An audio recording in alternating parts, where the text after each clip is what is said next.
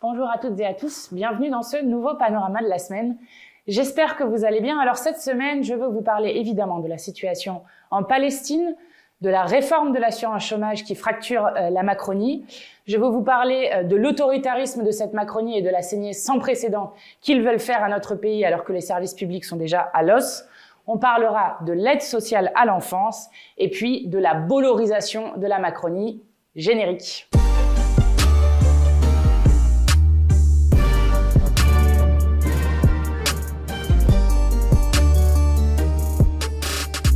Alors, je voulais évidemment commencer toujours par la situation internationale qui nous préoccupe énormément en Palestine. D'abord, il y a eu encore un franchissement de seuil cette semaine dans l'horreur qui est vécue par le peuple palestinien avec la fin du siège qui a été fait sur l'hôpital Al-Shifa, qui était le dernier hôpital, un des derniers hôpitaux en fonctionnement, qui fait qu'aujourd'hui à Gaza, il n'y a plus aucun des hôpitaux qui fonctionnent correctement, où pendant 2 semaines, l'armée de Netanyahou a assiégé sans eau, sans nourriture, sans médicaments, un hôpital avec des patients qui, pour certains, y sont morts. Et les images qui sont arrivées après la fin de ce siège sont effrayantes, notamment les témoignages, avec non seulement des civils et des médecins qui racontent que du personnel médical a été torturé, ils ont retrouvé des corps avec des menottes qui indiquent qu'ils ont d'abord été menottés avant d'être tués, ils ont retrouvé des corps sur lesquels il y avait des traces de véhicules militaires donc qui auraient écrasé des corps de Palestiniens et puis des corps en décomposition sur lesquels se trouvaient des insectes donc qui étaient là depuis plusieurs jours au moins. C'est un franchissement de seuil parce que, je le rappelle, les hôpitaux sont des zones qui sont consacrés par le droit international. Et là, on assiste à des témoignages d'une barbarie sans nom qui nous inquiète énormément et qui continue de nous faire appeler au cessez-le-feu immédiat et inconditionnel. Et je salue toutes celles et ceux qui ont été en manifestation samedi dernier. Il faut continuer de se mobiliser. Et tous ceux qui reviennent, que ça soit de Cisjordanie ou de la bande de Gaza, nous disent que les Palestiniens regardent notre mobilisation. Donc, continuons à nous mobiliser. Nous sommes d'autant plus inquiets que nous alertons depuis maintenant des mois sur le risque d'expansion du conflit. Or, il y a eu une frappe israélienne qui a frappé le consulat iranien, faisant 13 morts, avec l'Iran qui a annoncé qu'il allait mener des représailles suite à cette frappe. Donc, c'était le consulat iranien à Damas, en Syrie. Si l'Iran se met dans cette guerre, ça veut dire une régionalisation du conflit qui serait pire que tout. Et donc, nous craignons que le conflit s'accroisse encore. Et puis, cette semaine, à Gaza, c'est aussi passé quelque chose d'inédit, puisque pour la première fois, des humanitaires étrangers sont morts. Ce sont des humanitaires d'une ONG qui faisaient juste en sorte d'essayer de pallier à la situation de famine généralisée à Gaza, puisque la famine est utilisée comme arme de guerre à Gaza. Or, 7 humanitaires sont morts. Et qu'a dit le gouvernement d'extrême droite de Netanyahou? Que c'était un incident tragique et que c'était effectivement du fait des frappes israéliennes qu'ils avaient été tués. D'abord, le vocabulaire ne va pas du tout. Lorsque des humanitaires meurent, incident ne convient absolument pas. Ça, c'est la première des choses. La deuxième chose, c'est qu'il faut bien prendre conscience que dans ce conflit qui malheureusement est en train de battre des records du monde de plus en plus, c'est la guerre qui, en 30 ans, a tué le plus d'humanitaires de toutes les guerres en 30 ans. Et ceux qui en ont payé le plus lourd tribut sont évidemment les salariés palestiniens de l'Organisation des Nations Unies pour les réfugiés palestiniens. Et je veux ici saluer toutes celles et ceux qui essayent de venir en aide au peuple palestinien dans ce génocide qui est en cours. La question qui est posée, c'est de savoir si ces humanitaires sont visés. Parce qu'il n'est pas possible d'avoir autant, alors que, par exemple, l'ONU donne les positions sur lesquelles, notamment au début du conflit, dans lesquelles étaient réfugiés des salariés de l'UNRWA, eh bien, comment se fait-il que ça soit justement ces endroits qui soient ciblés? Donc, je veux évidemment apporter toute ma compassion, mes condoléances aux familles des victimes et rappeler notre admiration totale et notre solidarité totale à toutes celles et ceux qui essayent d'aider le peuple palestinien face à ce génocide. Donc nous sommes dans un moment où l'escalade continue et malgré le vote qui a eu lieu au Conseil de sécurité la semaine dernière maintenant, qui avait voté pour la première fois un cessez-le-feu pour 2 semaines, eh bien ce cessez-le-feu n'arrive pas, ce qui veut dire qu'il faut passer des paroles aux actes et notamment nous attendons toujours la décision de la France sur le moratoire sur les armes. Vendredi, plus de 100 parlementaires à mon initiative écriront à Emmanuel Macron pour exiger que la France interdise de vendre des armes à Israël. Il faut cesser l'accord de coopération entre l'Union européenne et Israël. Il faut que la France présente au Conseil de sécurité de l'ONU une résolution pour le cessez-le-feu immédiat et surtout permanent, pas seulement pour 2 semaines. Et puis l'Espagne a annoncé qu'elle allait le faire de manière imminente. Qu'attend la France pour enfin reconnaître l'État de Palestine? Donc vraiment, il faut continuer à se mobiliser, d'autant que vous avez peut-être vu que enfin un des mensonges de cette propagande israélienne a été finalement admis par le bureau de presse israélien, qui a admis qu'il n'y avait jamais eu, le 7 octobre, 40 bébés qui avaient été décapités, ni même de bébés dans le four. Évidemment, vous n'entendrez aucun des éditorialistes qui a relayé en boucle cette information sans aucune pincette. Dès qu'on parle de Gaza, bien sûr, des pincettes sont mises avec même des relativisations du nombre de morts qui avaient été faites notamment par Caroline Fourest. Là, vous n'entendrez aucun des éditorialistes s'excuser sur cette fausse information qui a été largement relayée, de même que vous n'entendrez pas Aurore Berger expliquer que oui, elle s'est trompée, elle qui avait fait un tweet, je vous lis une partie de son tweet, oui, ces bébés ont été décapités, oui, un bébé a été retrouvé dans un four, ce sont des faits. Eh bien non, ce ne sont pas des faits, ça s'appelle des mensonges et Madame Berger, nous attendons vos excuses face à ces mensonges, ainsi que vos excuses pour avoir donné votre soutien inconditionnel à un gouvernement d'extrême droite qui est en train de commettre un génocide. Nous continuerons de nous mobiliser parce que nous refusons de laisser la Palestine disparaître. Autre sujet dont je voulais vous parler, c'est la réforme, l'énième réforme de l'assurance chômage, que Gabriel Attal, Bruno Le Maire, etc. Ont prévu de faire. Pour rappel, en 2019, ils avaient déjà durci les conditions d'ouverture pour toucher les droits au chômage. Ensuite, en 2021, ils avaient rendu les allocations dégressives, puis ils avaient aussi réformé le salaire journalier de référence, et en 2023, ils ont diminué la durée d'indemnisation de 25%. Donc, on a déjà des réformes successives. Sur la réforme de 2019, c'est y compris des organismes, y compris qui dépendent des ministères, qui montrent que ça n'a eu absolument aucun effet sur l'emploi. Le seul effet que ça a, c'est de précariser encore plus les privés d'emploi. Et celle de 2023, évidemment, on ne peut pas encore regarder ce qu'elle a produit puisqu'elle est toute récente. Mais déjà, ils l'ont fait en 2023, ils veulent encore recommencer. Ils sont passés de 24 mois d'indemnisation à 18 mois. Et maintenant, ils disent que peut-être ils passeront à 14 ou à 12 mois d'indemnisation. Donc, de nouveau, c'est des attaques contre notre modèle social et une volonté de détruire notre modèle social. Il faut comprendre que, contrairement à ce qui est dit tout le temps, ce ne sont pas les conditions d'indemnisation du chômage. Je rappelle que quand vous avez votre salaire, vous avez aussi des cotisations qui permettent de payer un risque assurantiel. Et ces cotisations, c'est notamment le fait d'avoir une assurance chômage lorsque vous vous retrouvez face au risque du chômage. Et donc, ce n'est pas du tout une charité. Le chômage, c'est un droit qui vient des cotisations. C'est une sorte de salaire différé. Il faut savoir plusieurs choses. D'abord, les comptes de l'UNEDIC, qui ne sont pas les comptes de l'État, sur lesquels l'État essaye de mettre la main, sont excédentaires. Donc, ils peuvent pas nous dire que c'est en déficit, je ne sais quoi.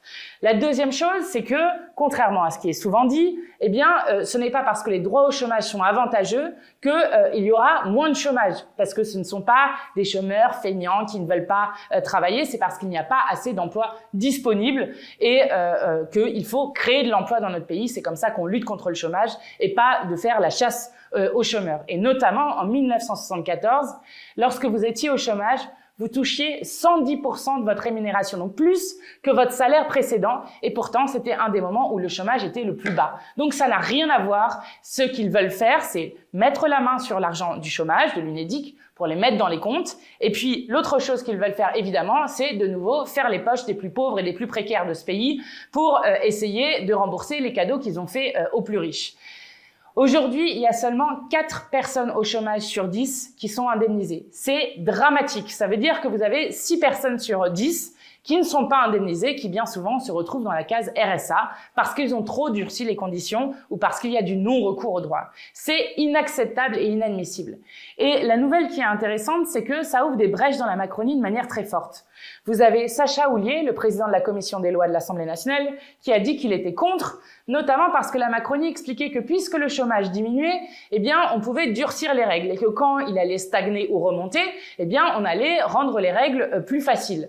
Eh bien, tout toutes les études disent que le chômage va stagner, voire réaugmenter dans les prochains mois. Et pourtant, ils veulent encore durcir les règles. C'est l'argument qu'a utilisé Sacha Houlié. Donc, il reprend leur propre argument à son jeu. De même, la présidente de l'Assemblée nationale a dit que puisque la réforme de 2023 n'était pas encore étudiée dans ses effets, ça ne servait à rien de nouveau d'attaquer la durée d'indemnisation des droits au chômage. Ou encore l'ancien ministre Clément Beaune qui lui aussi a dit qu'il était hostile à cette réforme de l'assurance chômage. Pour nous, c'est intéressant parce que ça enfonce des coins dans la Macronie et ça montre que de plus en plus, ils se rabougrissent et qu'ils n'arrivent plus à tenir leur majorité. Donc ça, pour nous, c'est quelque chose d'intéressant. Et c'est d'autant plus intéressant que la Macronie ne cesse de se gargariser d'avoir fait baisser le chômage, d'avoir produit une politique incroyable. Eh bien, puisque M. Attal nous posait la question en question gouvernement, il n'a toujours pas compris que les questions gouvernement, c'est les parlementaires qui contrôlent l'action du gouvernement et pas lui qui pose des questions aux parlementaires, mais bon, passons. Il nous demandait alors pourquoi est-ce que le chômage baisse avec vos politiques si c'est si nul que ça, lorsque nous posions, nous, une question sur la réforme de l'assurance chômage. Eh bien, la réponse a été toute donnée, elle est dans l'humanité. Il y a eu plus 50% de radiation de chômage en 3 ans. Ça veut dire qu'on augmente les radiations de manière exponentielle, on radie les gens du chômage et ensuite ils ne sont plus dans les chiffres pour ensuite vous expliquer que le chômage baisse et que tout est magnifique dans la politique qui est faite par les macronistes. Donc nous, on se battra pied à pied contre cette réforme de l'assurance chômage et on se battra d'autant plus que, comme d'habitude, ils ne veulent pas la passer par la loi. Peut-être avez-vous remarqué, mais Madame Borne avait une méthode toute à elle. Elle écrasait et elle piétinait la représentation nationale. 23-49-3 utilisé en 1 an et demi. La méthode d'Attal est toute différente. La méthode d'Attal, c'est on contourne le Parlement au point que quand ils annulent 10 milliards de crédits dans le budget de 2024 en enlevant des postes par-ci par-là, enfin des choses qui ont des effets très concrets sur la vie quotidienne, eh bien, il le fait par simple décret. De même, vous avez vu qu'en ce moment, il y a des mobilisations, encore cette semaine très fortes, contre les groupes de niveau. Vous savez ce qu'ils veulent faire, c'est la fin du collège unique qui va trier les enfants socialement dès 11 ans. C'est une ineptie. Tout le monde est en désaccord avec ça. Aucun des syndicats ne soutient ça. Partout, il y a des mobilisations dans le pays contre ces groupes de niveau. Eh bien là aussi, si vous pensez qu'on a voté cette loi, nous ne l'avons jamais votée, jamais examinée. C'est passé par un simple arrêté. Eh bien, de la même manière, sur la réforme de l'assurance chômage, ils espèrent passer par décret, ce qui montre bien le tournant autoritaire qui, cette fois-ci, s'exprime différemment des 49.3, mais qui essaye de contourner la représentation nationale. Donc nous imposerons ce débat à l'Assemblée nationale et nous ne sommes pas d'accord avec le fait qu'ils fassent les choses dans leur coin, avec un président de la République omnipotent, un Premier ministre qui transforme l'Assemblée nationale dans son théâtre de communication. Et nous avons annoncé avec le groupe parlementaire insoumis que s'il ne faisait pas un projet de loi de finances rectificatif, nous déposerons une motion de censure contre ce gouvernement. Alors, évidemment, l'actualité qui reste prégnante cette semaine, c'est la saignée sans précédent qu'ils veulent imposer au pays, avec à chaque fois le même mantra qu'on vous répète, la dette, la dette, la dette, la dette. Bon, la dette française, la dette publique française, elle est détenue à 25% par la Banque Centrale Européenne. Nous avons expliqué 1000 fois qu'il était possible de geler la dette dans la Banque Centrale Européenne, ce qui ne léserait personne, et d'annuler notamment la dette Covid, qui est une dette illégitime. Donc, il n'y a aucun catastrophisme à avoir sur cette question de la dette. D'autant plus que nous n'en pouvons plus. Et c'est pourquoi nous demandons à ce qu'on prenne l'argent sur les plus riches de ce pays, qu'on annule les cadeaux fiscaux qui ont été faits aux plus riches pour répondre aux besoins. Parce que vous avez la mobilisation de l'éducation nationale partout dans le pays contre les groupes de niveau. Et donc le tri social des élèves dès 11 ans. Mais aussi contre les manques de moyens partout. Vous avez, je vous racontais la semaine dernière, des écoles maternelles, des écoles primaires, où il n'y a plus de remplaçants, et des enfants qui ratent jusqu'à 1 an et demi de scolarité en Seine-Saint-Denis parce qu'il n'y a pas de professeurs remplaçants. Bon, donc ça craque au niveau de l'éducation nationale, tout est en train de s'effondrer. De même, là, vous avez la semaine dernière eu la fin de la trêve hivernale. Et qu'est-ce qu'on a appris? Que les expulsions avaient augmenté de 23% en 1 an et de 183% en 20 ans. Et ça explique après que vous vous retrouviez avec autant de personnes à la rue, et notamment d'enfants, puisqu'il n'y a jamais eu autant d'enfants à la rue que sous Emmanuel Macron. Et de même, cette semaine, c'est la fin des choix sur Parcoursup, et je voudrais vraiment redire mon plein soutien à tous les lycéens qui sont confrontés à ce système de tri absurde qui est fait sur Parcoursup. là aussi avec des effets qui sont désastreux. Notamment, on a eu une ministre hier, lors d'un débat sur l'aide sociale à l'enfance, qui nous expliquait qu'elle était favorable au fait de supprimer Parcoursup sur les métiers sociaux. Bon, bah très bien, on prend, elle a dit ça. Bah faites-le, supprimez-le, et puis il faudra aussi le supprimer sur tous les métiers médicaux, puis ensuite sur tous les autres métiers, et à la fin, il faudra juste tout simplement abroger Parcoursup. C'est ce que nous demandons depuis maintenant des années, parce que nous refusons qu'on trie là aussi socialement les élèves et qu'on ne leur permette pas de suivre les études qu'ils souhaitent. Bref, voilà le chaos dans lequel nous a enfermés 7 ans de Macronie, et ça, à chaque fois, ils font semblant de s'en défausser, mais à chaque fois, c'est leur bilan qui est pointé sur cette question. Et ça m'amène à un dernier point, parce qu'on parle beaucoup, évidemment, de l'hôpital public, de l'éducation nationale. Il y a un autre secteur, alors parmi beaucoup d'autres, malheureusement, mais il y a un autre secteur qui est en train de s'effondrer sous nos yeux, c'est l'aide sociale à l'enfance. Vous savez, ces enfants qui sont victimes de sévices, de violences à la maison, et qui sont donc placés sous la protection de l'aide sociale à l'enfance. On a un gouvernement qui n'a eu de cesse de culpabiliser les parents en disant « si vous ne vous occupez pas bien de vos enfants, alors vous aurez des amendes, des sanctions, voire des travaux d'intérêt général ». Eh bien, le premier parent irresponsable, c'est l'État. Parce que l'État a en charge ses enfants avec les départements qui gèrent l'aide sociale à l'enfance, et les chiffres sont absolument catastrophiques. 40% des personnes sans abri nées en France, dans ce pays, qui ont moins de 25 ans, sont des anciens enfants placés. Donc, vous avez une surreprésentation des anciens enfants placés dans la rue. Ensuite, 13% des enfants placés seulement obtiennent leur brevet des collèges, quand c'est 80% en moyenne dans le pays. Et plus de 50% des jeunes femmes mineures, des jeunes filles mineures qui se prostituent dans ce pays sont des jeunes filles qui sont à l'aide sociale à l'enfance. C'est dramatique. Et il y a une série de drames comme ça qui se sont écoulés. Un des derniers en date, c'est Lily, qui avait 15 ans, qui est morte. Elle s'est pendue dans un hôtel, alors que nous avons voté une loi en 2022 qui s'appelle la loi Taquet, qui interdit le placement en hôtel des enfants vulnérables. Parce que comme ils n'ont plus assez de place, ni dans les foyers, ni dans les familles d'accueil, eh bien, ils mettent des enfants dans des situations en plus de grande fragilité, qui souvent ont vécu des violences. Ils les mettent dans des hôtels, seuls, livrés à eux-mêmes, avec des drames comme la mort de Lily, qui n'aurait jamais dû mourir. Et pourquoi est-ce qu'elle a pu être mise en hôtel? Eh bien, parce que le gouvernement n'avait pas publié les décrets d'application. Et maintenant, ils ont publié les décrets d'application, et en fait, Lily pourrait toujours être en hôtel, puisque les seules personnes qui sont vraiment interdites d'aller en hôtel sont des enfants en situation de handicap. Nous demandons l'interdiction complète de tous les placements en hôtel, et qu'enfin on mette des moyens pour l'aide sociale à l'enfance, parce que c'est insupportable que des enfants qui sont en plus les plus fragiles de ce pays se retrouvent dans cette situation, d'autant qu'avec la loi immigration, ils ont voté eh bien une inégalité de droit entre les enfants placés à l'aide sociale à l'enfance selon leur papier et leur nationalité. Et ça aussi, c'est insupportable, parce que ça veut dire que des mineurs non accompagnés vont se retrouver sans rien à la rue à 18 ans, avec ce qui pèse sur des jeunes majeurs de 18 ans quand ils se retrouvent seuls à la rue, c'est-à-dire des menaces de violence sur eux, des menaces de viol, voire des menaces de mort sur le fait d'être livrés seuls à la rue. Eh bien, nous n'acceptons pas qu'on trie les enfants selon leur nationalité. C'est là aussi contraire au droit international, et la France s'est fait condamner à de multiples reprises sur justement le respect du droit des enfants. Donc que l'État commence par s'occuper des enfants dont il doit s'occuper, et quand on aura réussi, je l'espère le plus rapidement possible, à améliorer le sort des enfants placés, ça voudra dire qu'on aura réussi à améliorer le sort de l'ensemble des enfants dans ce pays. Et nous plaidons pour qu'on recentralise l'aide sociale à l'enfance, qui est aujourd'hui décentralisée pour les départements, avec autant d'aide sociale à l'enfance que de départements. Et ça, c'est insupportable que des enfants n'aient pas les mêmes droits selon le lieu où ils vivent. On vient de gagner une commission d'enquête à l'Assemblée nationale. Les Insoumis y ont contribué, et on continue ce travail-là. On était mercredi dans un débat qui était à notre initiative, justement pour exiger des réponses du gouvernement. Bon, ils ont donné aucune réponse, à part faire de la langue de bois. Mais en tout cas, nous, on continuera ce combat, notamment dans cette commission d'enquête qui va durer 6 mois. Enfin, je voulais vous parler d'un dernier sujet, c'est que vous savez, donc chaque année, on a un droit de tirage pour la commission d'enquête. Donc c'est une seule commission d'enquête qu'on peut faire. Nous, on a demandé un droit de tirage sur la question des canaux de diffusion des médias, puisqu'ils doivent respecter une charte de l'Arcom, qui doivent être réattribués en 2025. Donc, on a demandé une commission d'enquête sur le fait de savoir si les médias respectaient la charte pour avoir justement les canaux de diffusion. Alors, cette commission d'enquête, elle fait un travail depuis plusieurs mois. C'est Aurélien Saint-Toul qui en est rapporteur. Et puis, vous avez un président qui est un président macroniste de cette commission d'enquête.